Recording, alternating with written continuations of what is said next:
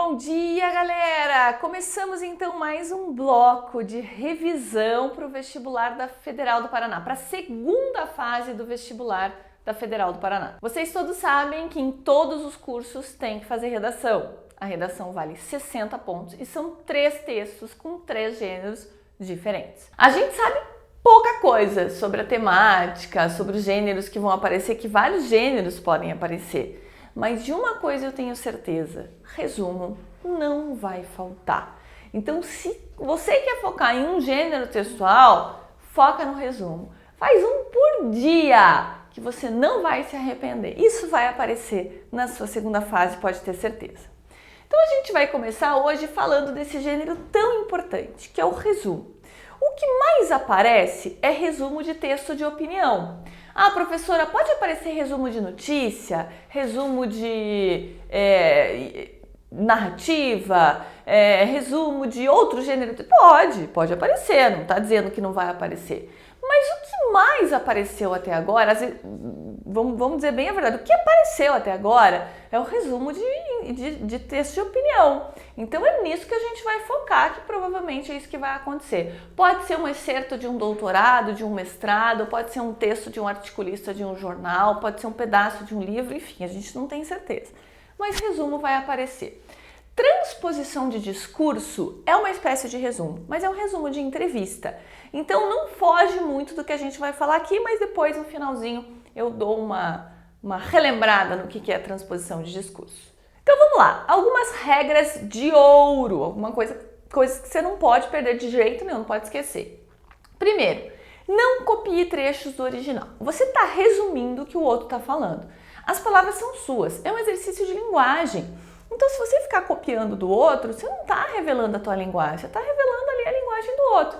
Ah, prof, mas a minha professora falou que eu posso copiar alguns trechos entre aspas. Vamos tentar fazer um exercício de não copiar nada do texto de apoio. É claro, pessoal, que as palavras usadas, então se é um texto sobre internet, você vai usar a internet, lógico. O que eu quero dizer é copiar frases inteiras, daí é melhor a gente não fazer, tá? Porque é um exercício de linguagem. Não emita opinião. A opinião é do outro. Você está resumindo o que o outro está falando. Por mais que você discorde, você tem que se segurar. Você não pode dar a sua opinião. Você só vai repetir o que a pessoa está falando. E não use a primeira pessoa. O que vocês fazem, o que nós fazemos, né? A gente erra mesmo, é usar às vezes o nós, né? Então, o autor diz que vivemos em um mundo. Não usem a primeira pessoa. O autor diz que se vive em um mundo. Use a terceira pessoa. Privilegie a terceira pessoa, porque é outra pessoa que está falando. Não somos nós que estamos falando, certo? Preparando o resumo. A gente gosta de trabalhar aqui o resumo pelo gênero textual.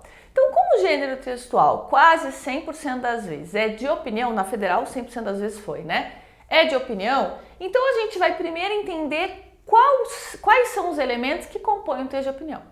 Um texto de opinião fala sobre um tema. Um texto de opinião tem um ponto de vista defendido.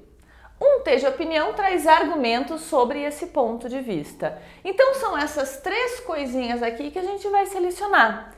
Leia o texto, escreve com as suas palavras sobre o que é o texto, escreve qual é a opinião do autor sobre o tema que você selecionou ali e quais são os argumentos de que ele se vale. Lembrando que os argumentos que são mais importantes do texto são os de autoridade e os de prova concreta. Então esses são os primeiros que você vai sublinhar. Ah, professora, mas eu preciso colocar todos os argumentos de autoridade e prova concreta que estão no meu texto? Não, mas esses você não pode negligenciar. Você vai ter que escolher algum para você colocar no teu texto. E se forem 1 ou 2, aí você vai colocar todos que estão ali, claro. Selecione as sentenças que são tópicos frasais. Por que isso? Porque ela vai te dar um norte do que vem na sequência. Então você sabe que aquele tópico frasal, aquela ideia inicial que vem no parágrafo, resume o parágrafo como um todo. Então seleciona que já te dá uma ideia do que vem na sequência. Sublinhe as conjunções adversativas e as concessivas. A gente estuda aqui no nosso curso, né? No curso do Enem, que a gente tem no curso da Federal, que as conjunções adversativas e concessivas, elas são usadas para a construção da contra-argumentação, do argumento de ressalva. Então, quando eu uso um mas, eu sempre tem ao ladinho dele ali uma ideia super importante, que é a ideia que eu estou defendendo. Então o autor do texto faz a mesma coisa, né? Então, achou o mas, o porém, o todavia, o contudo, embora, sublinha. Do ladinho tem uma ideia importante. A mesma lógica vale para as concessivas, embora, apesar de, mesmo ser, só que é o contrário. Do ladinho da concessiva está a ideia mais fraca, então procura o que vem logo na sequência. Achou as adversativas e as concessivas, sublinha. Ali tem uma ideia importante. E despreze os argumentos circulares, os exemplos redundantes. Às vezes o autor vai e volta, vai e volta. Não tem a menor necessidade de você seguir toda a ordem do texto. Pode desprezar os argumentos que você já selecionou. Como que eu vou produzir o meu resumo? Primeiro, eu tenho que fazer referência ao autor. Em artigo para a Gazeta do Povo de 30 de setembro de 2019, fulano de tal revela, Então, preciso trazer a fonte. Preciso variar os verbos de dizer. O que são os verbos de dizer? Aquele que vai te auxiliar a contar os argumentos, a tese e o tema daquele texto. Afirmar, relatar, denunciar, manifestar, ressaltar, argumentar. No teu material de apoio tem uma tabelinha com esses verbos para você ir variando ao longo do texto para não se apegar a um verbo só. Fique atento ao tempo verbal. Eu não vou dizer aqui para você que todos os verbos têm que estar no passado ou todos têm que estar no presente. Isso vai variar com a ideia que você está defendendo ali no texto, que o autor está defendendo no texto, né? Às vezes ele está contando episódios que já aconteceram e eles ficam no passado. Às vezes ele está falando de coisas que estão acontecendo e fica no presente. O texto fala, em artigo para a Folha de São Paulo, o texto fala, o artigo revela. Não, quem revela é o autor, o artigo não revela nada. Cuidado, pessoal, que às vezes pode aparecer um editorial para você resumir. O que é um editorial? É o ponto de vista do meio de comunicação, daí a voz é do meio de comunicação, do jornal, da revista, enfim, do site, do que tiver ali, tá? Então, cuidado com isso. Tem que ter leitura de mundo para fazer resumo. Aqui estão os verbos de dizer. Eu até vou sair daqui para vocês fazerem um print, se assim quiserem. Mas vocês têm, claro, no materialzinho de apoio de vocês, tá? Então, usem à vontade. Tem alguns verbos que vocês até não conhecem. E tem uns que são super simples, mas a gente esquece de usar. O verbo lembrar, o verbo perguntar, o verbo ponderar. Então, usem à vontade os verbos para produzir o texto de vocês, certo? Outra coisa importante, é sempre bom lembrar que às vezes no resumo pode aparecer mais de uma voz. Então tem um autor falando de outro autor. Então são vozes que você tem que articular no texto. Se você tem um autor que fala de outro, você tem que contar que esse autor está falando do outro. Você não pode colocar os dois como a voz central do texto. É sempre um que está trazendo o outro. Então, o resumo é uma articulação entre as vozes. Esse é o teu desafio. Vamos ver um exemplo? Esse é um texto do Rui Altenfelder para o estado de São Paulo. Ele está falando o seguinte: acabo de reler o pequeno, mas denso livro de Norberto Bobbio, Direita e Esquerda, Razões e Significados de uma Distinção Política. Trata-se de um instigante libelo contra os que desprezam a clássica dicotomia direita-esquerda. Logo na abertura do que ele chama de pequeno livro, Bobbio confessa sua surpresa com seu sucesso, pois durante longo tempo figurou na lista dos best-sellers na área de ensaios. Beleza, até aí tá bom. Veja que o Rui Altenfelder cita o Norberto Bobbio. Então é isso que eu vou ter que colocar no meu texto. Vamos dar uma olhada como que fica? O advogado Rui Altenfelder, em artigo para o Estado de São Paulo, de novembro de 2018, disserta sobre as posturas ideológicas de direita e esquerda. O autor cita o livro do filósofo Norberto Bobbio, que leu recentemente e revela que o próprio Bobbio se assustou com o sucesso do livro vendido como um ensaio. Percebe? Então eu tenho a voz do Rui Altenfelder citando o Norberto Bobbio. É isso, né? Então é isso que você vai ter que fazer, articular as vozes do texto.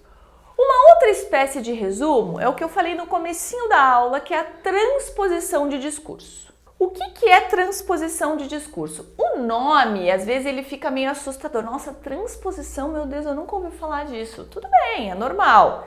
Mas a execução é super simples. Eu tenho uma entrevista no estilo ping-pong, tipo pergunta-resposta, pergunta-resposta. A pessoa está aqui na minha frente, eu pergunto, ela responde. Isso é uma entrevista ping-pong.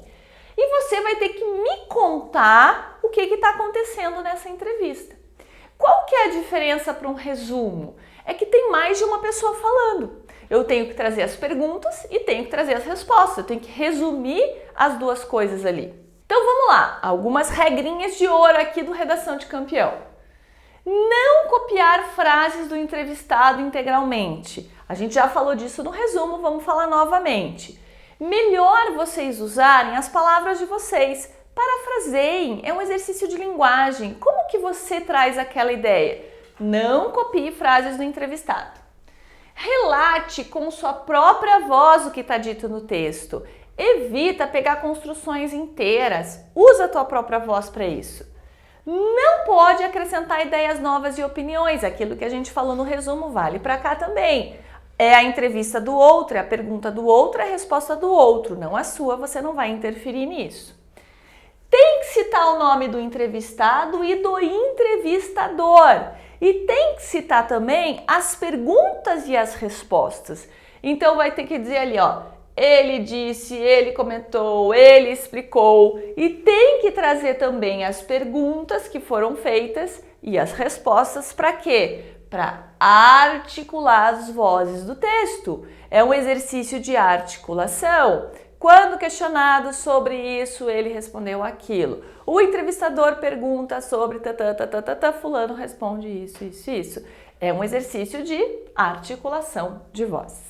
Ó, a última vez que a Federal cobrou isso, aqui estavam os critérios do texto nota 10. Veja que é simples, né? Dá pra gente entender ali. Quem tirou nota 10? Aquele que estabeleceu adequadamente a origem do texto reportado através do discurso indireto, ou seja, faz referência explícita à entrevista dada por Marcelo Gleiser ao jornal Zero Hora. Né? Em entrevista ao jornal Zero Hora, o físico Marcelo Gleiser relata... Utiliza-se de expressões adequadas para estabelecer o discurso indireto. Ele comentou, ele falou, ele perguntou, ele respondeu. Faz clara distinção entre voz do entrevistado e do entrevistador. Então eu tenho que trazer as duas vozes, porque é um exercício de voz, é uma pergunta e uma resposta. Quem é que está perguntando? Quem é que está respondendo? Seleciona adequadamente os argumentos mais importantes da entrevista, que é uma pergunta que todo mundo faz. Professora, eu preciso colocar todas as ideias? Não, aqui está falando, ó. Selecione os argumentos. Aquilo que a gente falou ali no resumo. Os circulares a gente deixa de lado, tom de fala a gente deixa de lado. Citou uma autoridade, é uma coisa que me chama atenção. Tem um dado concreto, é uma coisa que me chama atenção. Mas preciso colocar tudo? Não precisa. A própria Federal está falando que não precisa. Vamos ver um exemplo. Tá? Então eu tenho aqui um trechinho da entrevista do Carlos Aires Brito, que é ex-presidente do STF, para a Folha de São Paulo. Então aqui eu tenho a voz da Folha de São Paulo. A democracia sai enfraquecida do processo eleitoral deste ano? E aí eu tenho a resposta dele. É preciso ver o lado factual e o lado jurídico. Factualmente, a situação é preocupante. Não chegaria a dizer trevosa, mas é sombria. A gente tem a clara impressão de que cada corrente majoritária vê a outra como signo não de um projeto de governo, mas de poder. Projeto de poder é de conteúdo secreto, não diz para o grande público o que quer fazer quando chegar ao poder e quer chegar ao poder para ficar nele por muito mais do que 4 anos. Agora, juridicamente, o quadro é mais alentador. A Constituição dispõe de antídotos contra projetos de poder. A democracia se blinda eficazmente de qualquer tentativa de desnaturá-la e mais ainda de liquidá-la. Então, como que eu vou transpor esse discurso? Eu preciso trazer a fonte, eu preciso trazer quem pergunta e eu preciso trazer quem responde. Para isso também eu preciso entender qual é a resposta dele, né? Por isso que quanto mais conhecimento, mais leitura eu tenho, mais fácil fica para desenvolver o texto. Vamos ver então como é que fica. Em entrevista à Folha de São Paulo, outubro de 2018, o ex-presidente do STF, Carlos Aires Brito, fala sobre a recente disputa eleitoral no Brasil. O jornal questionou sobre a fragilidade da democracia. O magistrado responde que é necessário analisar o que é fato e o que compete à questão jurídica. Para ele, aquele é preocupante, já que se trata de um projeto de poder e, como tal, não se sabe o que esperar. Mas Aires demonstra que esta é alentadora, já que a Constituição não abre espaço sobre atentar contra a democracia. Já sobre ele responde e assim vai indo, certo? Então, só para vocês terem uma noção de como é a articulação das duas vozes do texto, a pergunta e a resposta. É isso? Agora você tem um monte de exercício para fazer, tenta fazer do teu jeito, manda pra gente para fazer 20 nessa redação de resumo de transposição de discurso na Federal do Paraná. Até a próxima aula, galera!